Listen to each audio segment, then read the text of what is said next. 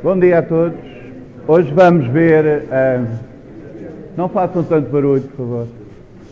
Hoje vamos começar a ver algumas ferramentas que vocês têm acessíveis com a instalação do Python que instalaram, que vos permitem fazer mais coisas facilmente que simplesmente usando os elementos básicos do Python.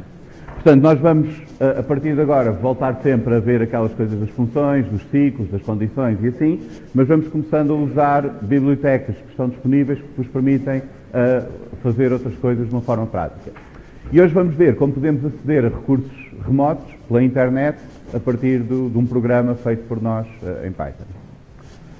Então vou só falar um pouco sobre o funcionamento das redes, da internet. Isto é, digamos assim, um pouco cultura geral, mas também para vos dar mais um exemplo daquele tipo de raciocínio computacional que nós temos de nos habituar a fazer quando tentamos resolver problemas com programação, que é decompor um problema complexo em problemas simples e depois ir encaixando as várias soluções até conseguirmos resolver o problema todo. Vamos ver então depois como podemos usar a internet para obter dados remotos com Python e vou dar um exemplo de contar o número de prémios Nobel por país a partir das páginas da Wikipédia. Então vamos ver primeiro o que é uma rede de computadores. A ideia original, e hoje em dia continua a ser o objetivo de base da rede de computadores, é poder criar uma infraestrutura de troca de mensagens que permite depois partilhar recursos e informação. Pode ser partilhar dados, pode ser partilhar também recursos computacionais, podemos usar computadores remotamente para fazer alguns cálculos por nós, e um exemplo disso que toda a gente usa com certeza é fazer uma pesquisa, por exemplo, no motor de pesquisa do Google. Não só estamos a usar informação que está lá guardada no servidor, estamos também a usar o poder de computação dos servidores do Google para perceber a nossa pergunta, para consultar aquelas bases de dados e, entretanto, há um trabalho todo por trás nesses servidores de reunir essa informação, indexá-la, para estar acessível quando nós fazemos essa pergunta. Portanto, basicamente, a rede de computadores é uma rede, um conjunto de interligações entre os computadores que nos permite transmitir mensagens automaticamente e assim partilhar informação e recursos computacionais. Não só recursos de cálculo, mas também, por exemplo, espaço de armazenamento. Muitos de vocês, se calhar, usam drives online, na cloud, para guardar a vossa informação. Só uma coisa importante para se lembrarem é que, no fundo, a cloud são os computadores dos outros. Portanto, a informação que nós colocamos nesses drives partilhados têm de ter cuidado se é informação confidencial, se são coisas privadas ou assim, aí convém usarem, por exemplo, a encriptação, etc. Porque estão sempre a pôr coisas em computadores que são controladas por outras pessoas. Mas a ideia será essa, é facilitar o uso partilhado destes recursos computacionais, de armazenamento, de informação, cálculo, etc. Para a transferência entre dois computadores, portanto isto será o elemento básico da rede de computadores, nós precisamos de pôr dois computadores a comunicar e depois podemos ir ligando mais, mas para isso nós temos a transmissão de dados entre os computadores, são sempre sequências de bytes. Portanto, temos aqueles zeros e uns agrupados em grupos de 8 e depois fazemos uns comboios grandes com isso e vamos enviando essas mensagens de uns computadores para os outros. O emissor vai criar a mensagem no formato certo e enviar para o receptor vai receber essa sequência de bytes e depois vai, enfim, processá-la. Vamos ver aqui vários níveis em que ocorre essa transferência de informação. E a rede é uma infraestrutura que vai incluir muitas coisas diferentes. Podemos ter troços de comunicação em que a comunicação é feita por cabos submarinos, ou por via satélite, ou por fibra óptica, ou por micro-ondas, e assim por diante. Portanto, temos muitas formas de transmitir aquele conjunto de dados a nível físico que são todas diferentes entre si. Mas vamos ver que tal como nós fazemos às vezes em programação, tentar abstrair dos detalhes para algo mais generalizável, esta infraestrutura, a internet, existe também essa capacidade de abstração em que a um nível há mesmo um problema físico de transmitir informação, por exemplo, via satélite ou fibra óptica, mas depois a um nível de abstração acima são só bytes, zeros e uns, independentemente de como é que andam a viajar de um lado para o outro. Portanto, o que nós vamos ter aqui são dois problemas diferentes. Um é a organização da transmissão física da informação e depois o outro, paralelo, é a organização conceptual, lógica, de como é que formamos essa rede, independentemente dessas questões físicas. No entanto, há uma certa sobreposição entre as duas, porque os problemas, quer a nível físico, quer a nível de organização, de ligar computadores que estão, por exemplo, dentro de um edifício, podem ser diferentes de ligar computadores de um país a computadores de outro país. Então há aqui uma noção que surge muitas vezes, que é a diferença entre a rede local, Local Area Network, e a rede de larga escala, a Wide Area Network. A rede local, tipicamente, é um conjunto de computadores que estão ligados entre si e estão próximos uns dos outros. Um exemplo disso pode ser o que vocês têm lá em casa com o router. Se vocês têm um router em casa e toda a gente se liga ao mesmo router, estão a criar ali uma rede local dentro da vossa casa. Depois o router está ligado ao resto, a uma rede maior, mais vasta, que inclui o vosso provedor de serviço de acesso à internet, etc.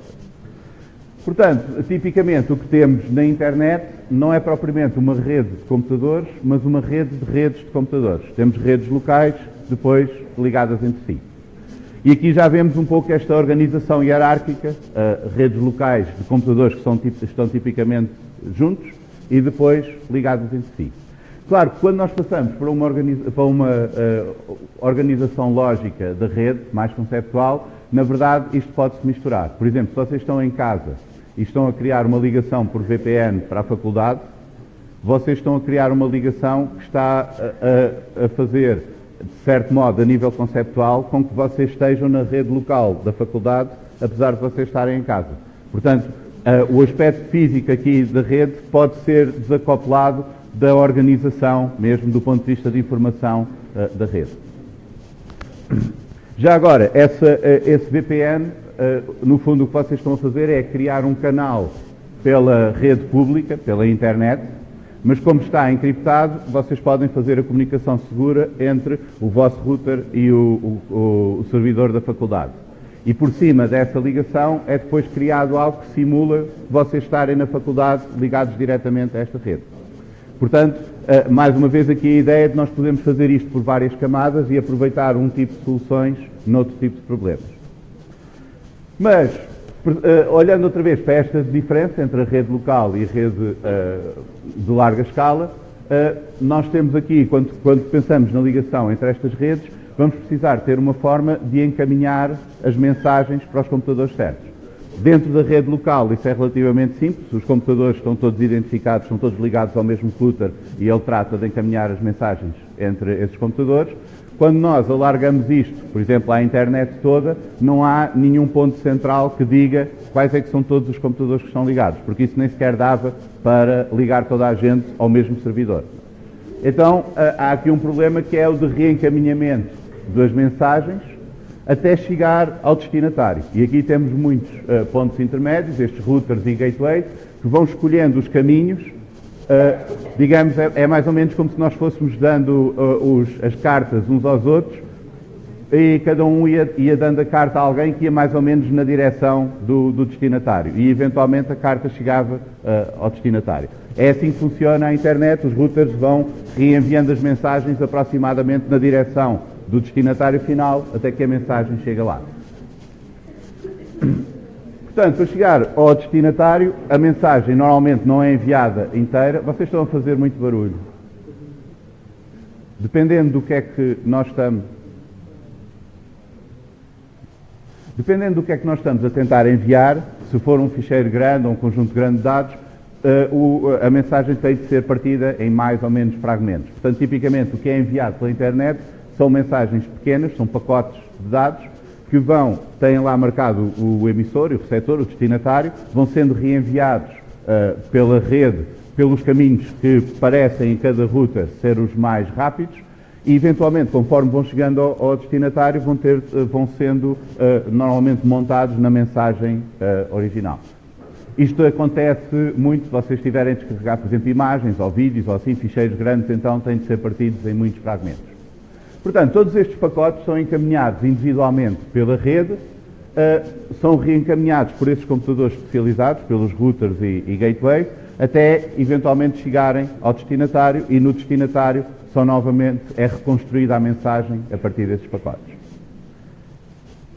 Aqui podemos ver um exemplo esquemático. Nós temos uma LAN aqui, temos vários computadores ligados ao mesmo router. A comunicação entre estes computadores é gerida centralmente por este router, que conhece os endereços todos. A comunicação para fora passa pelo router e é enviada depois para outros routers que vão reencaminhar as mensagens, eventualmente para outras redes locais. Dentro dessas redes locais, as mensagens são depois distribuídas para os nós adequados. E há aqui uma diferença. Normalmente, a rede local apresenta apenas um endereço para fora. Por exemplo, de fora da vossa casa, vê-se o endereço do router que vocês estão a usar. Não se vê os endereços individuais dos computadores que estão ligados a essa rede. O router é que tem depois estas tabelas para gerir quais mensagens é que vão para qual computador. Portanto, faz essa tradução, manda as mensagens para fora, recebe as respostas e reencaminha para o computador. Portanto, todos os endereços têm todos os computadores, têm um endereço IP. Este IP é o Internet Protocol. Se estiver dentro da LAN, têm endereços diferentes e comunicam entre si diretamente por intermédio daquele router. Se estiverem noutra LAN, muitas vezes o computador noutra LAN tem o mesmo endereço que um computador nesta. Vocês podem ter um conjunto de endereços dentro da vossa LAN e ser repetido noutra rede local. Mas o que acontece é que há um endereço único para o vosso router na rede mais alargada e o vosso router é que depois faz o reencaminhamento das mensagens para os vossos computadores. Portanto, tipicamente uma LAN tem apenas um endereço para o exterior e o router faz essa tradução. Agora, porquê é que isto é feito desta maneira? Se nós estivéssemos a gerir um sistema de comunicação, nós poderíamos pensar, primeiro tínhamos alguma coisa central, toda a gente mandava as mensagens para lá com o destinatário, como os correios, não é? E os correios depois levavam as mensagens às pessoas. Mas o problema disso é que, se nós queremos mensagens muito rápidas e queremos a facilidade de poder introduzir novos computadores, tirar computadores e assim, para aquilo ser dinâmico, esse sistema não iria funcionar. Os correios não funcionavam bem se as moradas estivessem sempre a mudar, se aparecessem cidades e depois desaparecessem cidades e assim, não era um sistema que seria viável.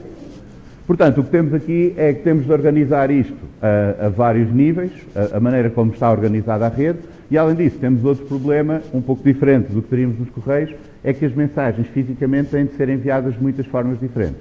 Nos correios nós temos os pacotes, as cartas, os postais e assim, mas basicamente é tudo transportado nas malas ou nos veículos para chegar ao destinatário. Aqui nós vamos ter muitas formas diferentes de enviar os bits. Pode ser por ondas rádio, pode ser por fibra óptica ou qualquer coisa dessas. Então, temos primeiro este nível físico, em que é preciso resolver esses problemas locais de como fazer, por exemplo, o computador comunicar por rádio com as antenas do sistema de wireless, ou como fazer um dos nossos provedores de serviço, por exemplo, usar um canal de satélite para poder trocar mensagens com os Estados Unidos, algo desse género. Portanto, isso são problemas diferentes e a nível físico nós temos basicamente o problema de resolver como transmitir fisicamente os sinais entre dois nós da rede e aqui vamos ter várias formas diferentes de fazer. Por exemplo, no Wi-Fi nós temos estas bandas rádio a 2.4 e 5.8 GHz e temos sistemas próprios de modulação das frequências, de detecção das mensagens, de comunicação entre os vários pontos e assim. Uma vez isto resolvido, se nós tivermos todos os sistemas físicos que gerem as ligações em meios diferentes, seja por cabo, seja por wireless, seja o que for, nós agora podemos abstrair daí e considerar que esses problemas já estão resolvidos e vamos considerar as mensagens como sendo apenas sequências de zeros e uns que vão passar de um nó para o outro. E isto é semelhante ao que nós fazemos em programação. Nós resolvemos, temos um conjunto de problemas diversos que podemos resolver com várias funções, mas depois podemos mostrar ou apresentar essa solução ao resto do programa que agora já ignora como é que isso é feito de maneiras diferentes e está a processar os dados de uma forma conceptualmente mais unificada com essas diferentes soluções todas. Então aqui, ao nível da ligação, o que nós temos é o problema de transmitir conjuntos de bits entre nós da rede e temos problemas depois de como é que nós sabemos que o receptor recebeu o conjunto de bits correto. Como é que nós podemos corrigir se algum dos pacotes foi mal enviado? Porque se vocês virem formas diferentes de transmitir esta informação, podem ter níveis diferentes de erro, ou ruído, ou assim. E às vezes vocês notam, se a vossa ligação wireless é má, fica tudo muito mais lento, porque demora muito mais tempo a corrigir os erros, a confirmar que as mensagens estão certas, a repetir as mensagens que foram erradas, e assim. Portanto, isto é feito agora a um nível que abstrai dos detalhes da frequência usada, do se é cabo ou se é wireless ou assim. Estamos a lidar agora num nível mais abstrato com zeros e uns, mas estamos a lidar a um nível muito fundamental da transmissão de informação, que é enviar um conjunto de zeros e uns, saber se o destinatário recebeu, reenviar aquilo que for necessário reenviar, etc. Portanto, aqui temos alguns protocolos, por exemplo, este para wireless, para corrigir esses erros, e que são geridos mais a nível de processamento de informação e menos a nível físico, como no caso das frequências. Depois, temos o nível do Internet Protocol. Se nós temos agora a solução física para transmitir informação de um emissor para um receptor, por cima disso temos aquela solução mais abstrata, mais simbólica, de garantir que os zeros e uns vão para o sítio certo e que são recebidos na sequência certa, agora podemos construir, por cima disso, um sistema de endereçamento de pacotes em que qualquer computador se pode registar com o seu endereço, pode enviar pacotes para outros que tenham endereços também, pode receber pacotes dos outros e assim. E esse é o nível do Internet Protocol. Portanto, o Internet Protocol é um protocolo abstrato, não tem que ver com se é rádio, se é por cabo ou o que for, que depende daqueles níveis mais baixos de abstração, portanto, no fundo, da ligação entre os vários nós, mas agora, por cima disso, vai criar um sistema de gestão dos vários pacotes, para poder reencaminhá-los, por exemplo, por uma rede, em vez de ser apenas entre dois computadores, pode ter vários passos no caminho. Vai tratar da divisão da informação em pacotes pequenos, não vai tentar mandar tudo, se for um ficheiro grande, não vai tudo de uma vez, portanto vai em pacotes pequenos. Gera esta parte do endereçamento, cada máquina tem um endereço, pelo menos no protocolo original, este IP versão 4, que é mais usado até recentemente, nós temos 32 bits, temos 4 bytes para o endereço. E são aqueles números que vocês muitas vezes encontram, por exemplo, 127.0.01, este convenciona-se este sempre como sendo o endereço do próprio computador, visto dele próprio. Portanto, se o computador quiser mandar mensagens por este protocolo de internet para si próprio, e às vezes vocês podem fazer isso se tiverem vários programas a comunicar com este sistema, manda sempre para este endereço. Tem outros, por exemplo, este aqui muitas vezes é o do router, da rede local, o 192.168.1.1. Portanto, dentro da rede local, os computadores tentam este endereço para encontrar o router. Existe um protocolo mais recente, com 16 bytes, com 128 bits, que já é suficiente para ter 10 elevado a 38 endereços únicos. Portanto, agora quando vocês ouvem falar do Internet of Things e assim, existe a possibilidade de até os nossos sapatos terem um endereço de internet e o micro-ondas ter outro, e assim, porque há endereços suficientes para pôr lá tudo. Com este protocolo mais antigo, é que era necessário fazer aquela divisão da rede local e a rede de larga escala, precisamente porque é preciso repetir o uso de endereços, senão não há endereços para tudo.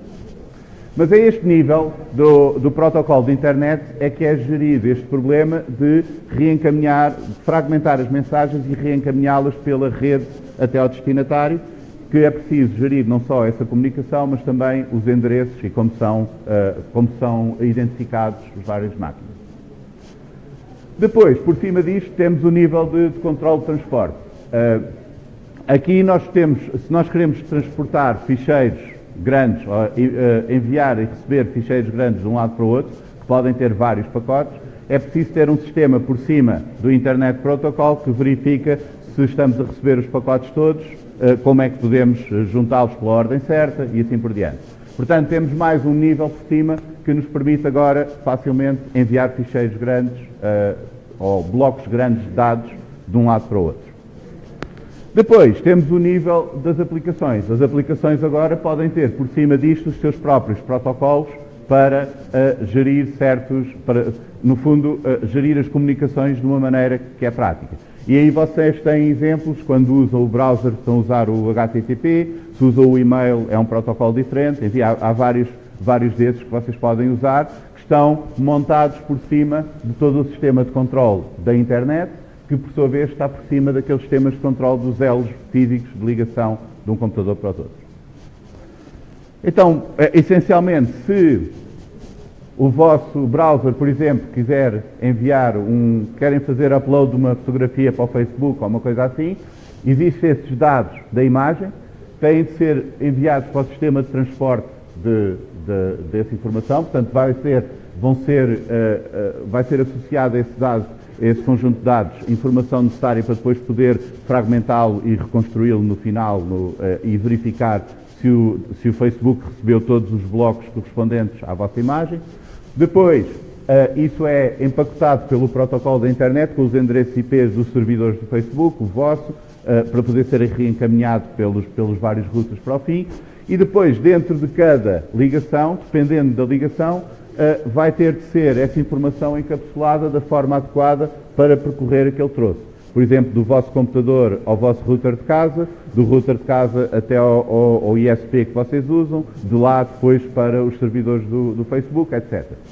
Portanto, nós não temos de olhar para isto tudo, porque a cada nível que se passa estas coisas, assume-se que o nível abaixo sabe desenrascar o que for preciso. Portanto, o browser só tem de se preocupar em mandar a informação para o sistema de transporte, este precisa de empacotar aquilo da sua forma, mas manda depois ao sistema do protocolo da internet e assim por diante. E isto é uma forma semelhante àquela como nós também resolvemos problemas em programação. Assim que vocês começam a ter soluções para os problemas mais elementares, deixam de precisar de se preocupar com esses e podem usar essas soluções para resolver problemas depois mais complexos.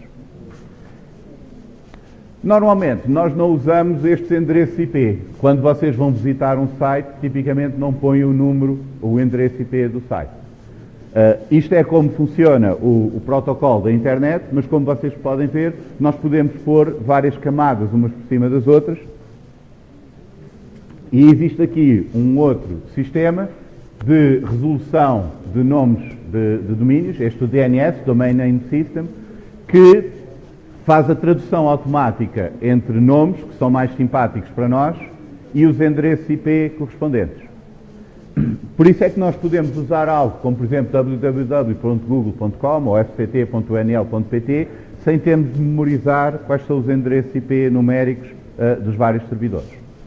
Portanto, o que este sistema faz, isto é um sistema hierárquico com muitos computadores interligados, que vai resolvendo pelos nomes dos domínios que são enviados, vai à procura de qual é o computador que sabe esse endereço e depois dá-nos esse endereço.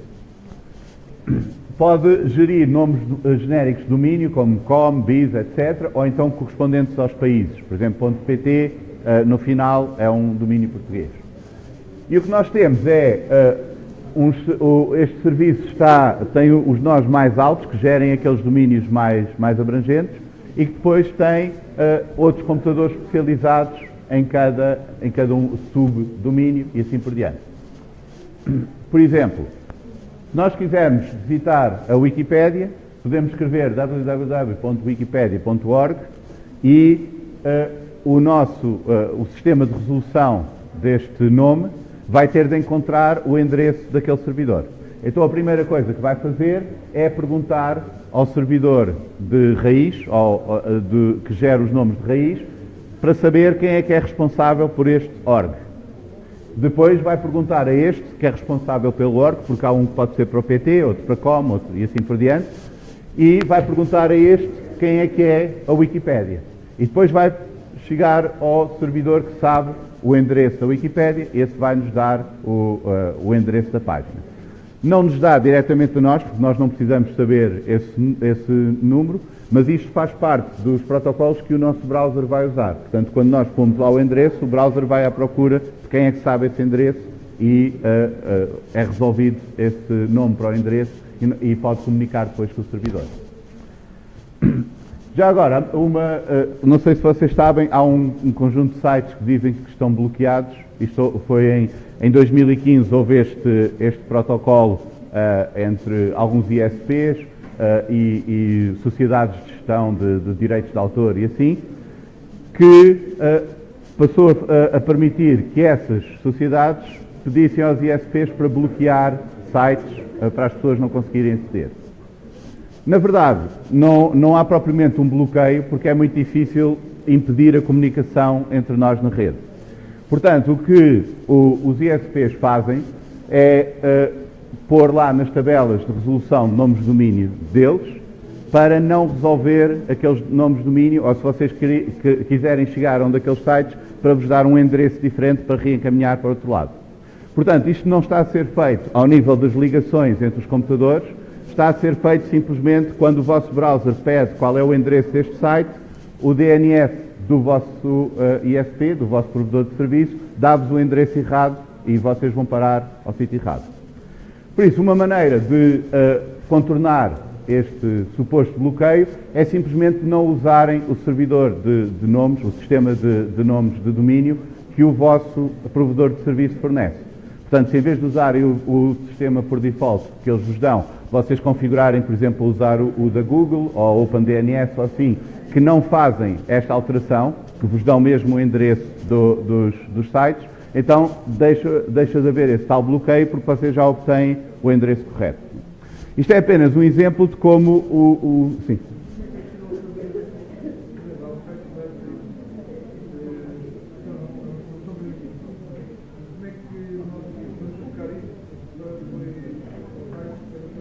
Okay. Portanto, o vosso colega perguntou como é que nós podemos fazer isso, porque há sites que não são permitidos. Na verdade, em rigor, não há sites que não são permitidos. Se um site é proibido, se está a cometer um crime, tipicamente é retirado mesmo online. Portanto, este sistema não tem nada a ver com tribunais ou assim propriamente, não é preciso ser provado um crime para fazer isto. Isto é basicamente um acordo entre alguns interessados em impedir que as pessoas cheguem ao site e os ISPs que gerem isso. Não é propriamente uma coisa com valor legal e é até um pouco questionável que nós, estando a pagar um serviço, eles tenham o direito de cortar seletivamente bem. Mas a forma de fazer isto, uma forma pode ser na configuração do router, escolherem qual é o DNS que usam. Outra é na vossa ligação à internet. Vocês têm lá nas configurações de ligação à internet, o DNS pode ser obtido automaticamente quando fazem a ligação, ou então pode ser fixo, vocês podem escolher lá qual é que usam. Os detalhes dependem agora de qual é o router ou qual é o sistema operativo, mas em geral, se vocês procurarem na internet como fazer isto, não é difícil. Mas a ideia, o importante aqui é vocês perceberem que todos estes sistemas estão montados por cima uns dos outros e há muitos níveis diferentes em que estas coisas acontecem. É muito difícil impedir a comunicação entre nós, até porque essa comunicação pode ser encriptada, pode ir por caminhos diferentes e assim, mas há alguns serviços mais vulneráveis onde eles podem mais facilmente mexer, mas também não é preciso nós usarmos esses.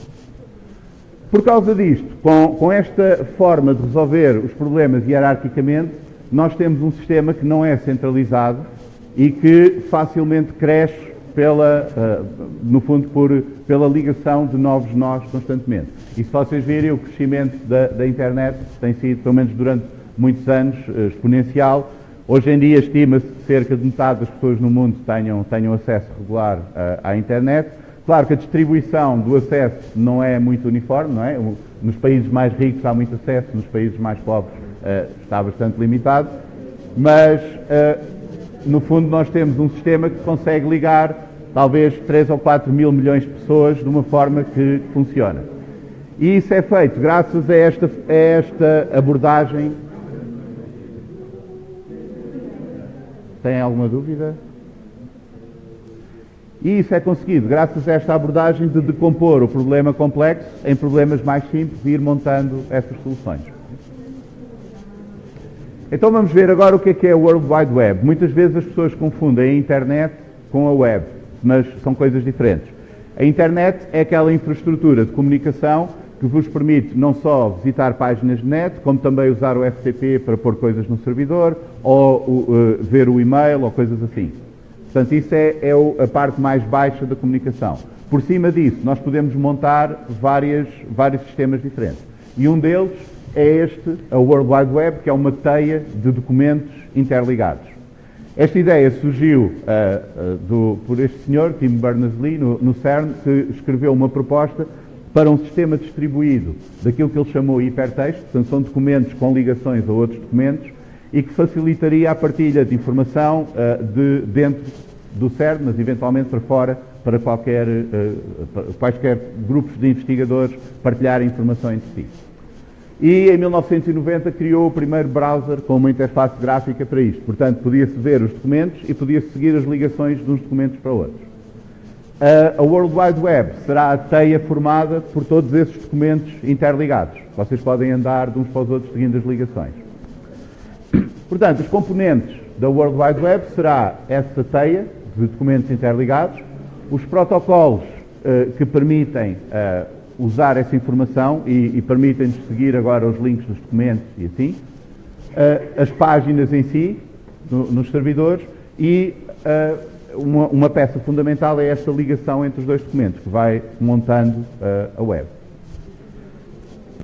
Portanto, o site normalmente será um conjunto de páginas relacionadas que estão albergadas alguns no servidor. Vocês visitam o site e têm várias páginas interligadas ali. O servidor será num computador, tem um programa que está atento aos pedidos e responde enviando estas páginas, esta informação. E o browser, que é usado no cliente, será um programa que está a fazer os pedidos e a receber a informação para vos poder mostrar aquelas páginas. Portanto, isto é construído por cima daquele protocolo da internet, mas tem um protocolo próprio para poder interpretar como é que as páginas são feitas, como é que são transmitidas uns para os outros, interligadas, etc. Então nós temos aqui 3 elementos básicos da World Wide Web. Um é uma forma de especificar onde é que está o outro documento a quem estamos ligados, por exemplo, ou qualquer um destes nós na teia. E esse é o Uniform Resource Locator, que permite especificar qualquer ficheiro, qualquer documento na teia. Depois temos uma linguagem que é usada para criar aqueles documentos, para permitir ter os documentos e as ligações entre eles, enfim, mais uma data de outras coisas, já vamos ver com mais detalhe. Isso é o HTML, Hypertext Markup Language, que é uma linguagem que permite construir esses documentos em hipertexto. E depois temos o Hypertext Transfer Protocol, o HTTP, ou hoje em dia quase sempre o HTTPS, que é a versão encriptada que vos permite ter comunicações seguras sem que outros possam estar a ver o que é que vocês estão a trocar.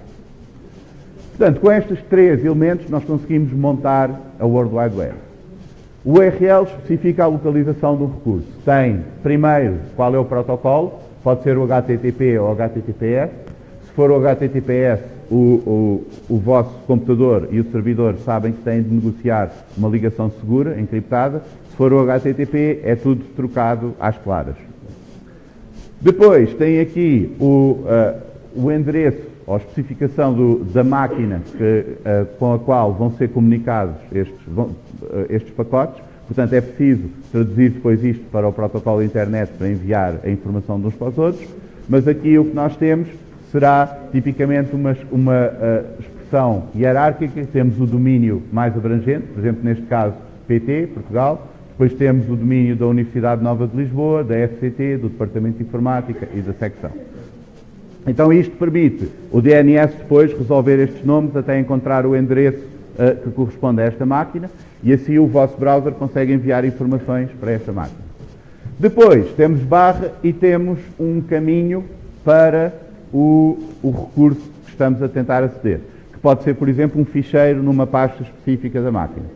Ou então até pode ser interpretado pelo servidor e gerado na altura. Muitas vezes, por exemplo, quando vocês vão à vossa página no Facebook, tem lá o endereço com o vosso login ou com o vosso nome, mas isso não existe estaticamente nos servidores do Facebook, porque aquilo está sempre a mudar, a vosso timeline, o feed, etc.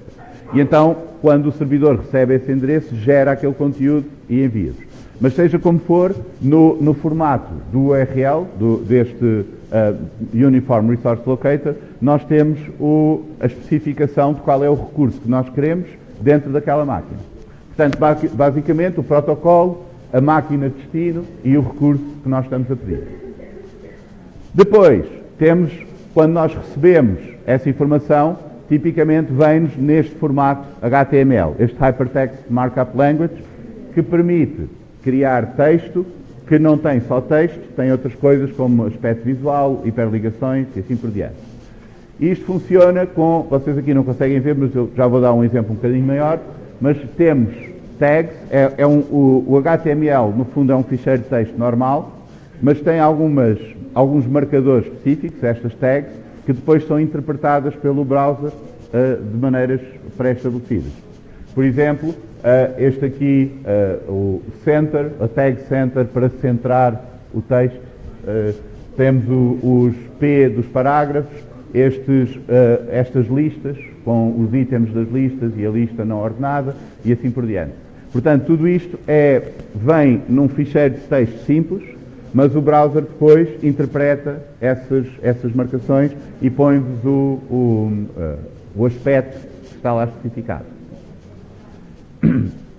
Normalmente, os elementos são delimitados por uma tag inicial e depois a tag correspondente com aquela barra para indicar o fim daquele grupo de elementos que estão afetados por esse marcador.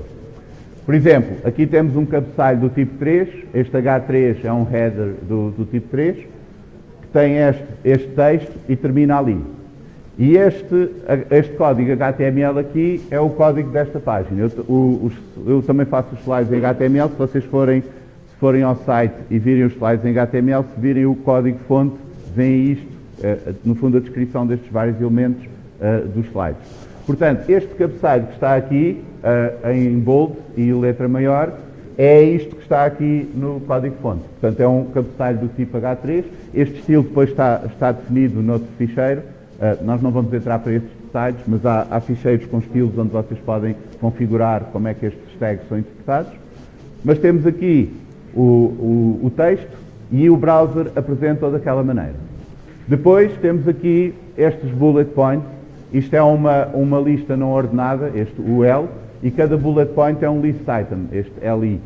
Então, dentro destas tags está aquele texto, e depois aqui há outra lista dentro desta, com este mais pequeno. Portanto, fica ali naquela posição. Se eu quiser, vocês podem ver que há aqui uma fonte que eu normalmente uso para pôr o texto normal, mas quando estou a referir elementos de código, aparece com esta fonte diferente. E isso é dado por esta tag que está aqui, code, e acaba ali, que tem um estilo próprio definido para pôr com aquela fonte. Portanto, escrevendo as coisas desta maneira, vai aparecer assim. Na verdade, eu nem sequer escrevo as coisas desta maneira, tenho um ficheiro de texto simples, onde vou escrevendo só o texto com um formato próprio, e depois tenho um scriptzinho em Python que vou fazendo, conforme é preciso, vou acrescentando mais coisas, que converte o texto simples no HTML. Portanto, como isto tudo é texto, é fácil de manipular estas coisas e então simplifica bastante fazer os slides, porque eu não estou preocupado com a formatação, com o aspecto assim, e depois é tudo gerado automaticamente. Mas o importante aqui é vocês perceberem que o que está por trás do HTML não é uma coisa do outro mundo, é simplesmente texto com estas tags, e se vocês souberem como é que isto funciona, podem manipular ou podem gerar automaticamente ou alterar ou assim. Então o que acontece quando nós estamos a usar a web é que o nosso browser vai fazer um pedido neste protocolo HTTP, faz um pedido de um recurso ao servidor, por exemplo, get e pede aquele recurso. Como o URL que é dado tem aquelas partes diferentes, tem a parte que identifica a máquina, que é resolvida pelo DNS para o pedido ser encaminhado para a máquina certa, e depois tem o recurso específico que é pedido à máquina. E aí a máquina vai devolver esse recurso, dá-vos a mensagem. Normalmente há um código de resposta, o 200 é o OK, quer dizer que correu tudo bem e está-vos a dar a mensagem, e depois vem o texto da página que vocês pediram. Existem vários códigos diferentes, vocês provavelmente já encontraram muitas vezes o 404. Este acontece quando o pedido para a máquina é de um recurso que a máquina não encontra. E então dá-vos o 404 que diz que não encontrou aquele ficheiro. Pode ser também proibido, por exemplo, vocês não têm acesso por login ou assim àquele recurso, então o servidor diz que não podem aceder àquele recurso.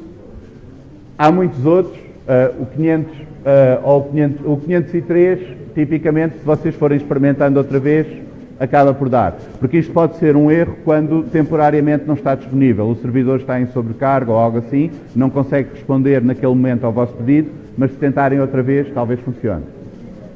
Este aqui é novo, o 451, acontece quando vocês querem um recurso, mas por motivos legais não vos pode ser fornecido. Por exemplo, não há licença para distribuição para fora do país ou algo desse género.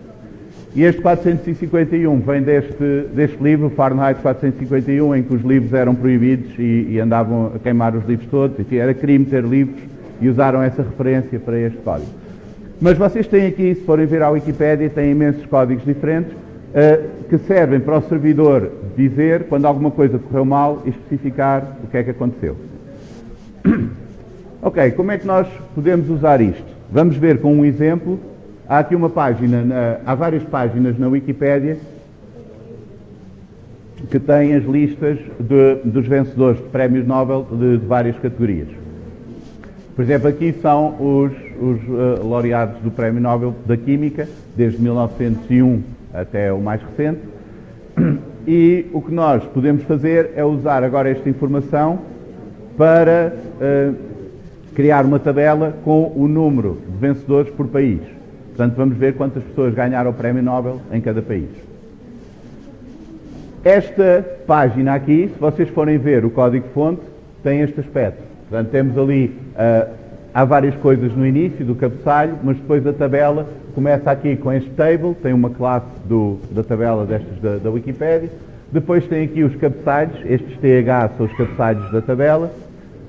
Depois tem o TR são as linhas, table row, e o TD são as células naquela tabela.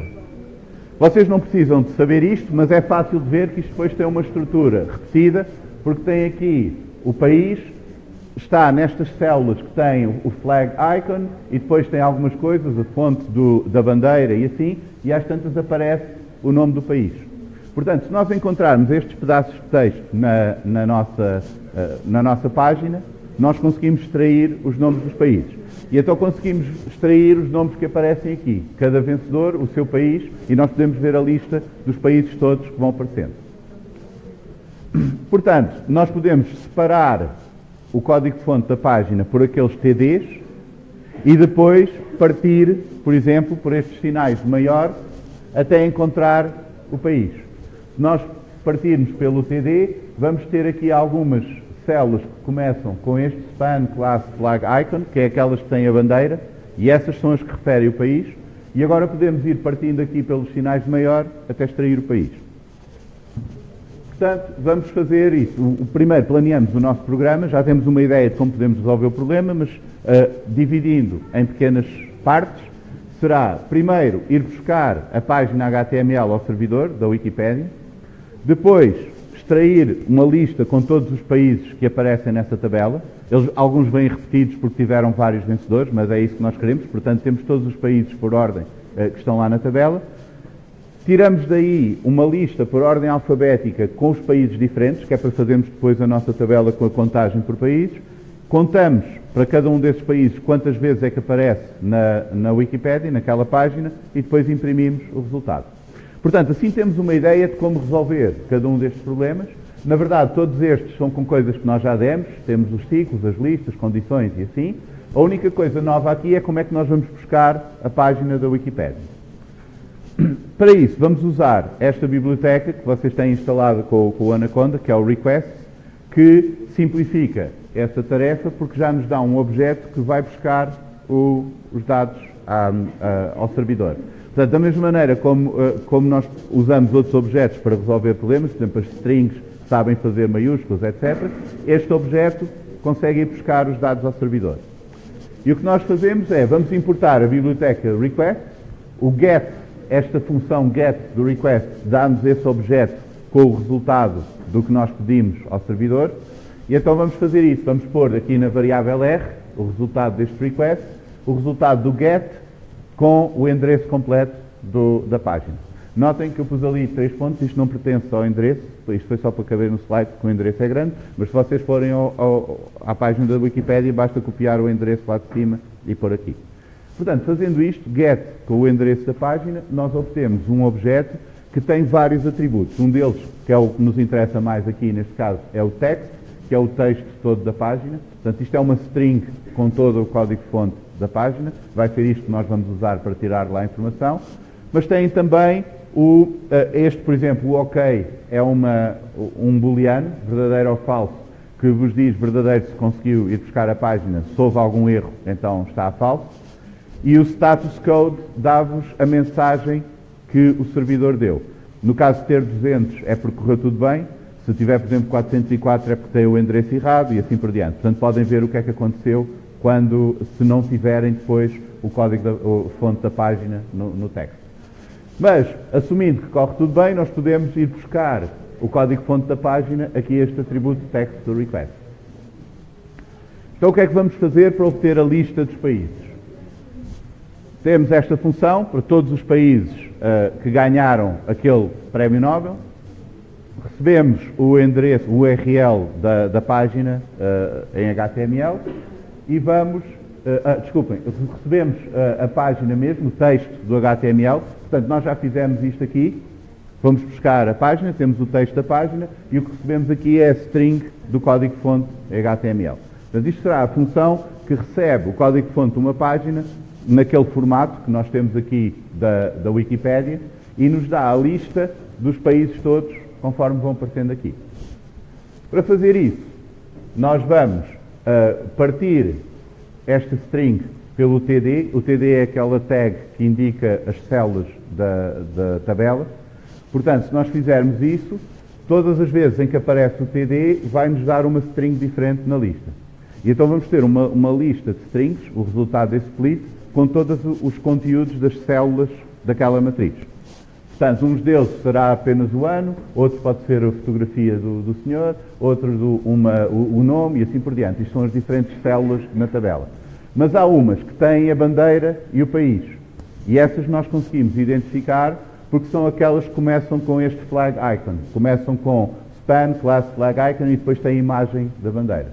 Portanto, esta tag span é usada quando nós queremos especificar o estilo só de um conjunto de uma pequena parte do texto, em vez de aplicar a algo grande, portanto queremos especificar o estilo daquele. Este vai ser com este estilo de bandeira do país, o ícone da bandeira, e depois tem a imagem, etc. Portanto, se nós partirmos pelo TD e virmos quais são as strings que começam por este texto, nós identificamos aquela string que vai ter algures aqui o país. Então é isso que fazemos nesta função.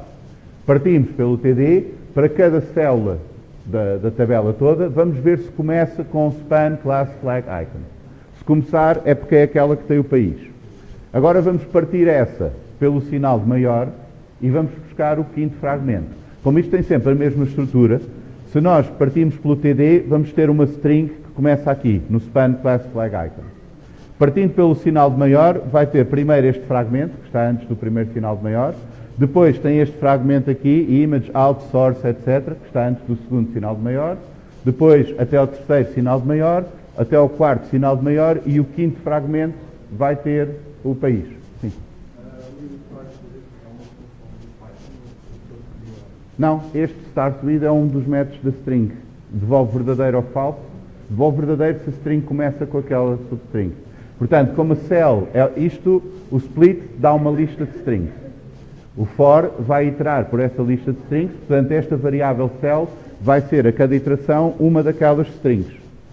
Como o objeto string tem este start with, nós vamos usar o start with daquela string para dizer verdadeiro ou falso se começa com aquela substring. Pondo isto na condição, esta linha só será executada para aquelas que começam com aquele substring.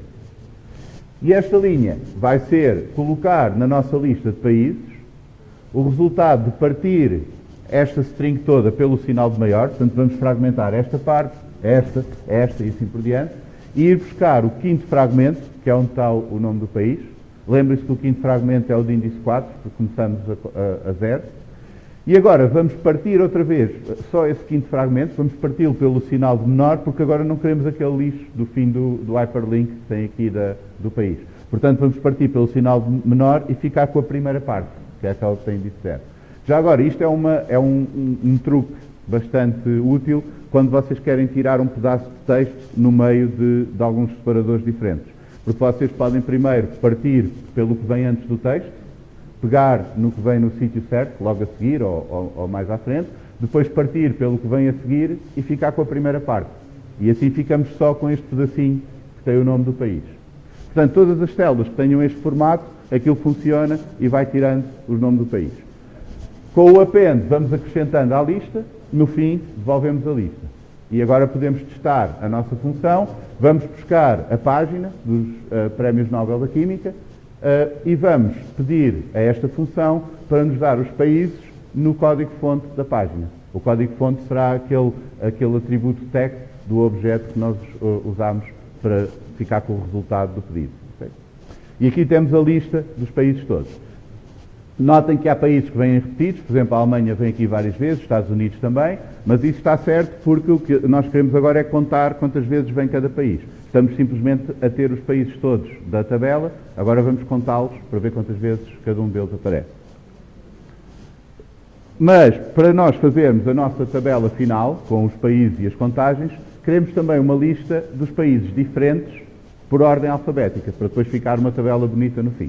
Então vamos fazer já essa função que recebe os países todos e nos dá a lista de quais é que são os países diferentes. Depois nós vamos usar esta para contar cada um desses. Como é que fazemos isso? Começamos com uma lista vazia.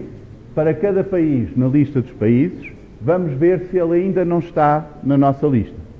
Portanto, se o C não está dentro da lista dos países únicos, diferentes, pomos lá. Se já estiver, não fazemos nada. Portanto, só pomos lá um país se ele ainda não está na lista. Desta maneira, cada país só vai aparecer uma vez na lista e, como fazemos isso com todos, ficamos com os países todos lá. Agora precisamos de ter isto por ordem alfabética. Felizmente, temos aqui um método de sorte das listas que faz com que a lista se ordene e passe a ficar ordenada por ordem crescente. Como nas strings a comparação é feita por ordem alfabética, então fazendo o sort de uma lista de strings, ficamos com a lista ordenada por ordem alfabética. Por isso, fizermos os países diferentes, países únicos desta lista dos países todos, obtemos aqui a lista por ordem alfabética de todos os países diferentes que apareceram nos Prémios Nobel da Química. Agora, precisamos para cada um deles de contar quantas vezes é que existe na nossa tabela original. Então vamos fazer esta função, pode ser uma função mais genérica, contar por cada categoria. Nós damos aqui os valores que temos de contar e as categorias. Portanto, neste caso, os valores serão os países todos com repetições, temos de contar quantas vezes é que cada um ocorre. As categorias são os países diferentes para os quais nós vamos fazer as contagens. Portanto, vamos fazer a contagem para a Argentina, para a Austrália, para a Áustria e assim, vamos contar cada um deles quantas vezes é que ocorre. Vamos começar com uma lista com as contagens a 0 para todos os países. E isto são para todos os países diferentes. Portanto, se nós temos 10 categorias, vamos ter 10 entradas na lista, 10 contadores que vamos ter de incrementar. Por exemplo, o primeiro será a Argentina. Cada vez que encontramos a Argentina, temos de incrementar 1 no primeiro contador. O segundo será a Austrália. Cada vez que encontramos a Austrália, incrementamos 1 no segundo contador e assim por diante. Então vamos fazer isso. Vamos criar uma lista de zeros, com tantos zeros quantos as categorias que temos. Isso é fácil. Podemos criar uma lista vazia e agora acrescentar zeros lá para dentro. Essa será uma forma intuitiva. Também podemos multiplicar uma lista por um zero pelo número de categorias, mas isso faz assim um bocadinho mais de confusão. Mas podemos fazer desta forma. E aqui temos novamente esta convenção que nós queremos iterar isto por todos os elementos da lista das categorias, mas nós não queremos saber neste momento qual é a categoria, porque só estamos a fazer isto para ter o número certo de zeros na nossa lista. Então esta variável que nós estamos a iterar e que não usamos, podemos dar-lhe o nome de underscore. Isto indica não só quem esteja a ler o código que é de propósito, que nós não queremos saber daquela variável, é só para o número de vezes, e indica também ao Spider para não pôr lá o aviso que a variável não está a ser usada, porque ele sabe que o underscore é por convenção um nome de variável quando nós não queremos saber do que é que ela tem. Portanto, com isto temos tantos zeros quantos as categorias que tínhamos, recebemos ali, e agora para cada valor vamos buscar a posição dele na lista das categorias, que é o índice naquela lista, e vamos acrescentar ao contador correspondente 1. Portanto, se nós encontramos a Austrália, por exemplo, o índice da Austrália nesta lista é 1, porque é o segundo elemento, a Argentina é 0, e então isso faz-nos 1 ali no IX, quer dizer que vamos ao contador de índice 1, vamos acrescentar 1. E assim contamos 1 para a Austrália. E fazemos isso para todos os países. Portanto, no fim, vamos ter as contagens. Esta é a contagem do primeiro país, do segundo, do terceiro, assim por diante. Então agora vamos juntar tudo.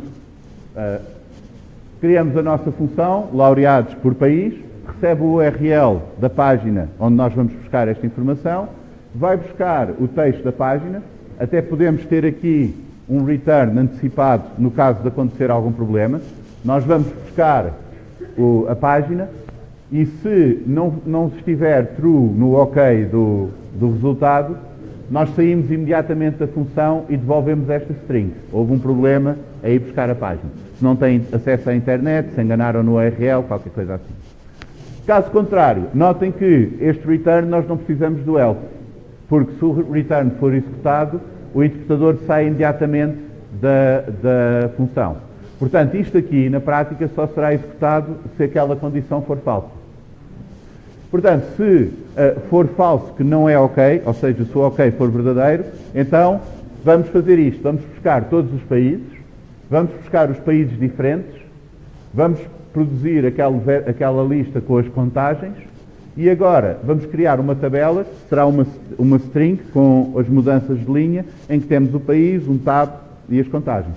Começamos com a string vazia e para cada índice no comprimento dos nomes dos países, portanto, aquelas categorias, os países diferentes, vamos acrescentar uma string com o nome do país, um tab e as contagens. E depois uma mudança de linha, que é para não ficar tudo na mesma linha. Então agora vamos pedir os prémios Nobel da Química. Pedimos o URL com o URL da página. Notem mais uma vez que eu cortei ali parte do URL, porque senão não cabia aqui no slide. Obtemos a tabela em string e podemos fazer o print e temos aqui quantos prémios Nobel cada país recebeu na Química. Agora, como a Wikipédia tem estas páginas no mesmo formato, nós podemos usar a mesma função para ir, por exemplo, buscar os prémios Nobel da Física ou da Medicina. Na Medicina temos ali Portugal, por furar o cérebro às pessoas, ganhamos o prémio Nobel. Temos também na literatura e assim por diante. Portanto, como estas páginas têm todas o mesmo formato e a função que nós fizemos depende apenas do formato estar certo, nós podemos usar a mesma função agora para recolher as tabelas de qualquer prémio Nobel, desde que a página tenha aquele formato. Resumindo, vimos o que é a internet, aquela ideia de termos várias soluções umas por cima das outras, que é a mesma coisa que nós fazemos quando estamos a programar. Portanto, esta forma de pensar em problemas complexos, partindo em problemas simples e generalizando as soluções. Vimos o que é a World Wide Web e um exemplo de como podemos aceder a esses dados. Se vocês, opcionalmente, quiserem saber mais sobre isto, têm a documentação online sobre o módulo Request, tem lá muitas formas diferentes de fazer estas coisas, isto é só mesmo o básico.